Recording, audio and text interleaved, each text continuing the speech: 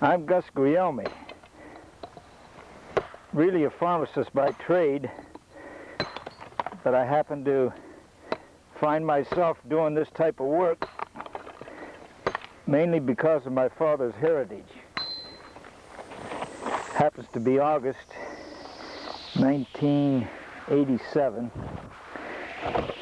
Dad came to this country in 1921, and I've more or less lived with his occupation or profession, you might call it. He grew up with stone, and I'm sorry that I have to say it rather than to hear it from some knowledgeable person, but he had to be the Michelangelo of the United States. Right now we happen to be working in an abandoned quarry which was worked approximately 60, 70 years ago. And it's told that the Bartels more or less owned this quarry, and where the stone went or what they used it for, I have no idea. But there's evidence here where they took the stone out. It's very interesting, and probably no one has ventured into this area interested in this type of stone. They've probably been in the area to hunt, such as John Hoover told me that sometime or another he'd been here. I have been able to enjoy the fact that Dad left me all his tools, which is a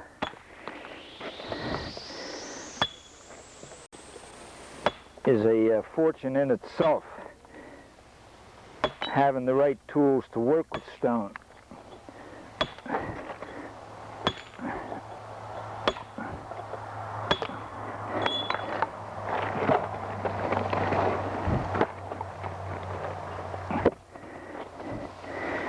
The stone that you see here is what we call surface stone. It merely laying right on top of the ground, and the quarrymen have been able to more or less get to it quite easily.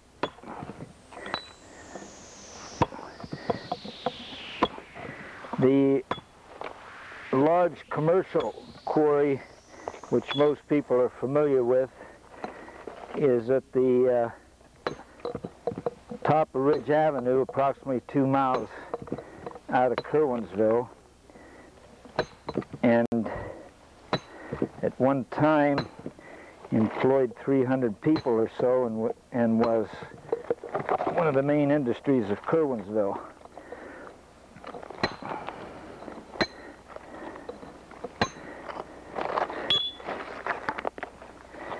In quarrying stone,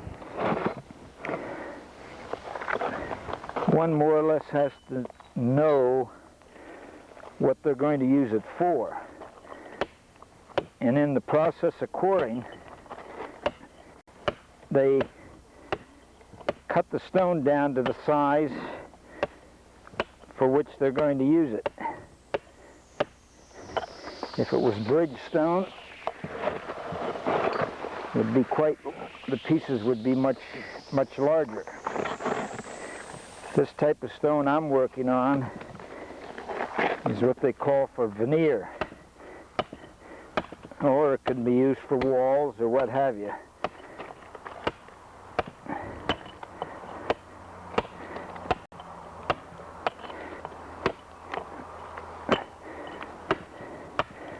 Right now,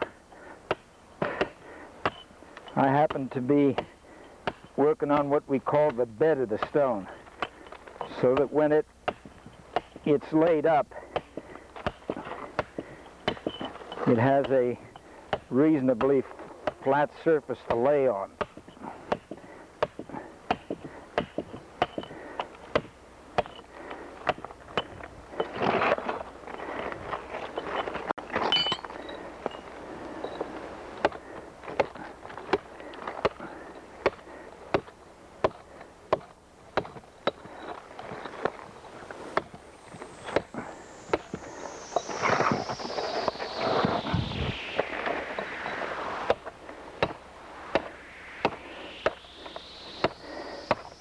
particular stone I'm working on now, or stones, might possibly go for the construction of a semicircular wall which they intend to build behind the Soldiers Monument on State Street. Now that's the World War I monument we're talking about.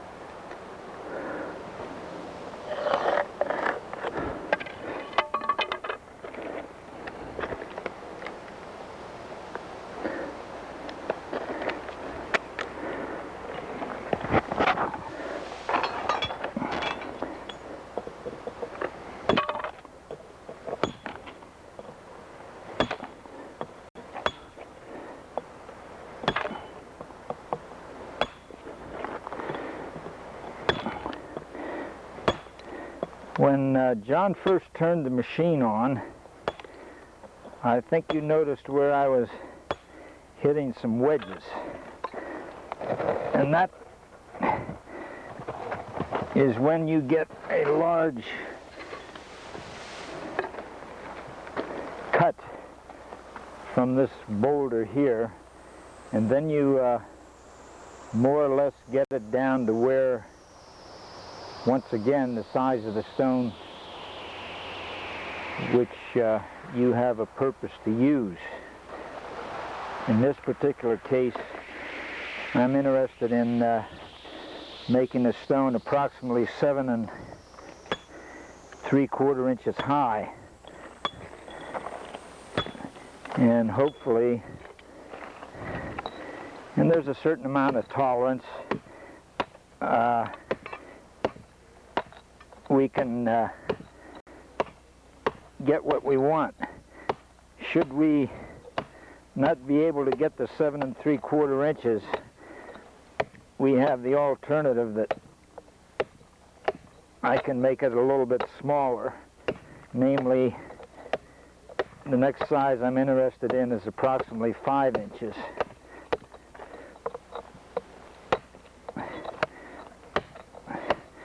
So if you spoil the stone, there's another recourse that we can take.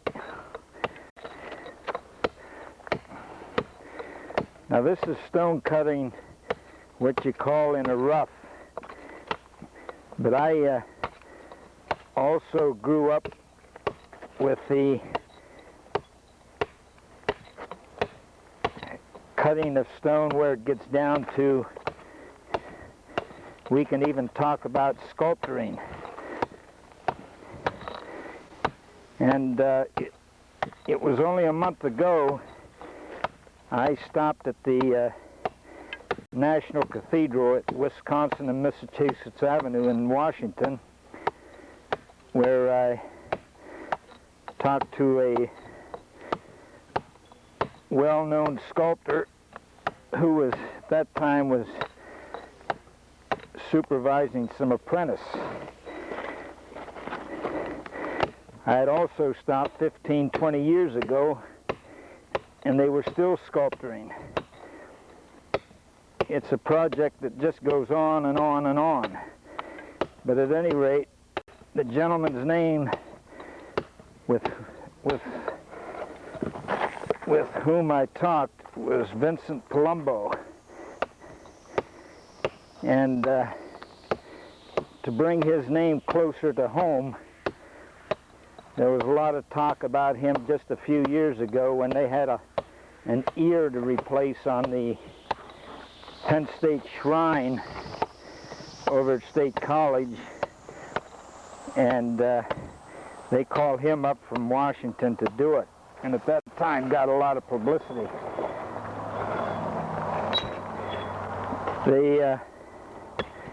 When I stopped a month ago, they were making crowns. Where they were going to go in the cathedral, I have no idea. 20 years ago when I stopped, with 15 or 20, when they were sculpturing, they were making angels' faces.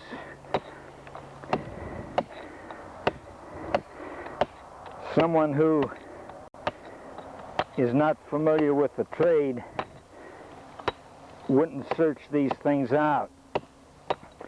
But more or less growing up with it, why, I'm perhaps more interested than most people.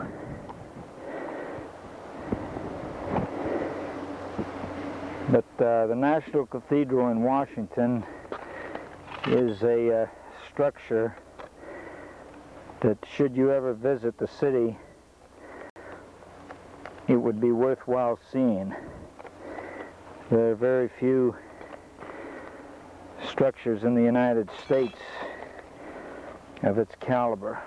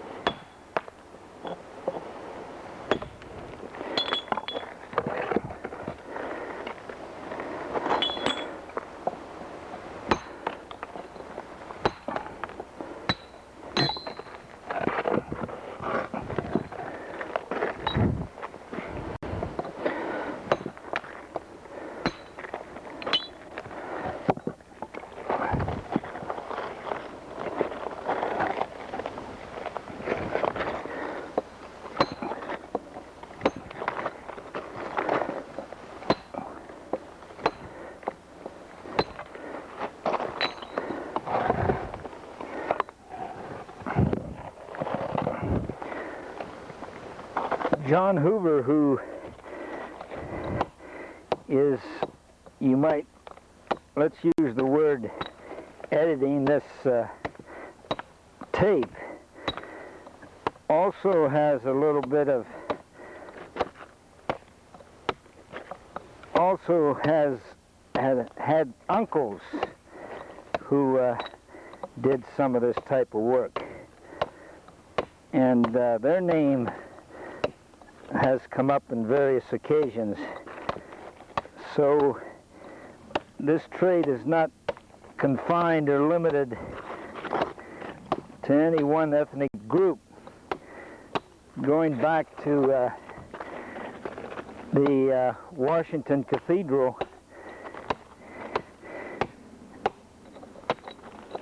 when I stopped to watch them work, and in asking questions, I found that they had sculptors. Well, at that time, I think there were four to six of them working in the shed, and there was a Scotchman, a Greek, and two people from Italy. I suppose most people, when they think of stone cutting, perhaps maybe the first ethnic group that comes to their mind are Italians. But stone being the one and only building material that they had for years, you can see where it was necessary for all groups to be able to work with stone.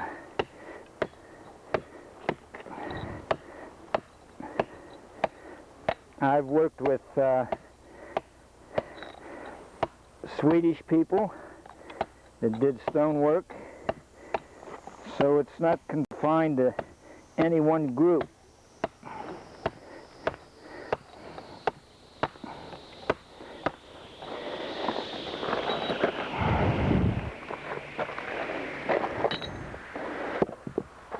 Now this particular stone I'm working on, when I started, looked like this. And yet, to go back a little bit further, it may have looked like this. But I'm just about finished with it now. And you more or less can see what happens before it's ready to put on a wall, if that's where it's going to go. And for all intents and purposes, 99 chances out of 100, that's where it will go.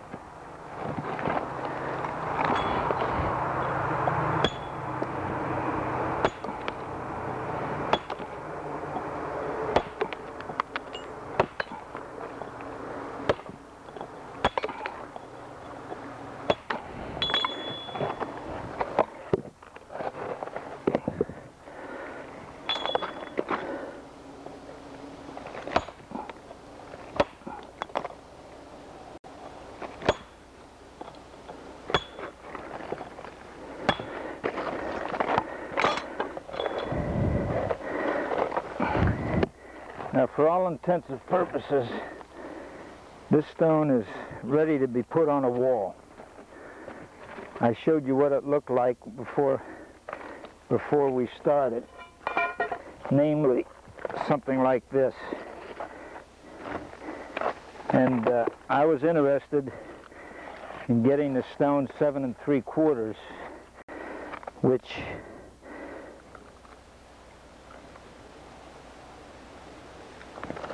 for all intents and purposes is where I want it.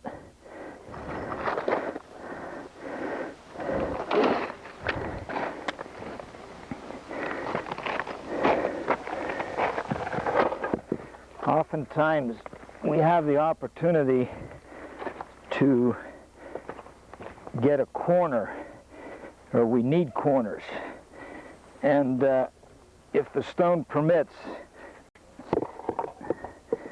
that's what we want to do. For instance, this happens to be a corner here, and these are all corner, because when you need one, sometimes the stone isn't available.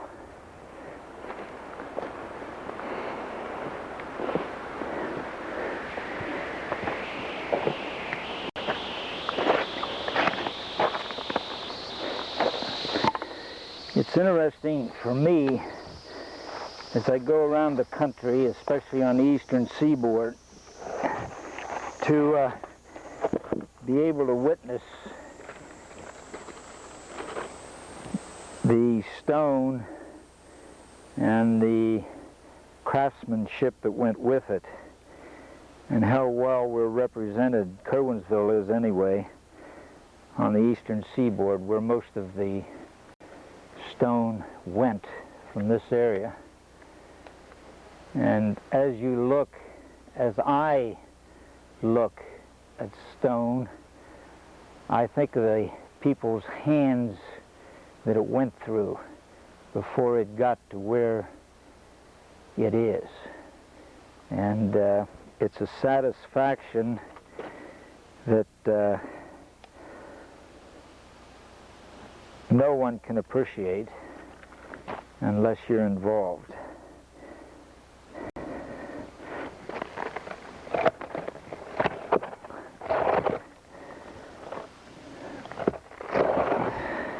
Now, we find ourselves approximately 20 yards where Johnny had previously taken some views of the stone. It's interesting to note that here are the type wedges that I made, and the same type wedge that they made approximately 70, 80 years ago when they took stone from this area. Here is the type of plug that they would use to split this boulder. And I too, and just, well, not too long ago, used this same type of wedge to make a big cut where I was working. They tell me that Billy Bartell quarried stone from here years ago, and unfortunately the whole stone is obscured because we had some people cut some timber here last winter, and they left some timber that they didn't want, apparently. But all through this area here, which must stretch maybe 100, 150 yards going along the woods, we can see where they took the stone what they thought was best. And they also left stone which they figured they couldn't use. And what I mean by that is when they make a cut, they find that they're going to have some trouble, and they just abandon the stone and go on to another one. perhaps you can see here where they made cuts, and when the stone was split, they got down to here and found that it wasn't any good, so they just abandoned that stone.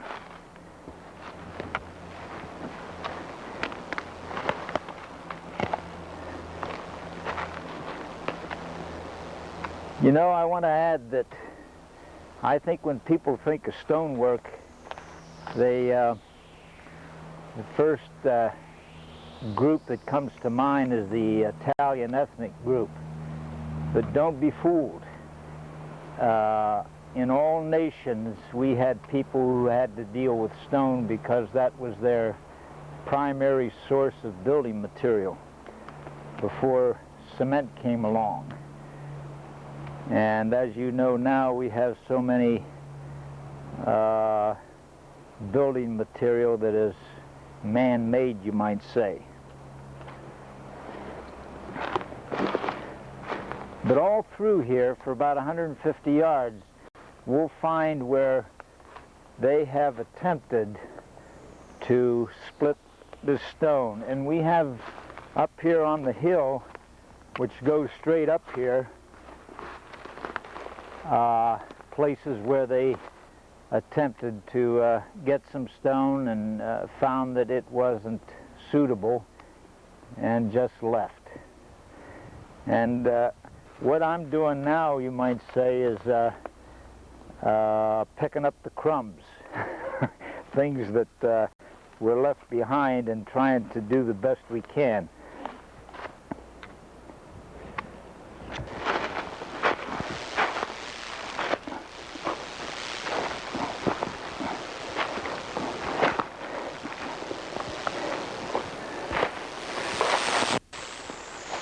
I don't know whether this will carry or not, John.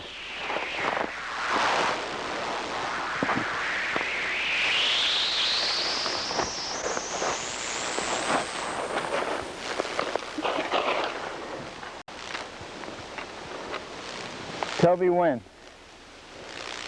Now really, it takes a mountain goat to go up this hill. But you can see where the workers attempted to see what they could get out of this boulder, which was apparently nothing.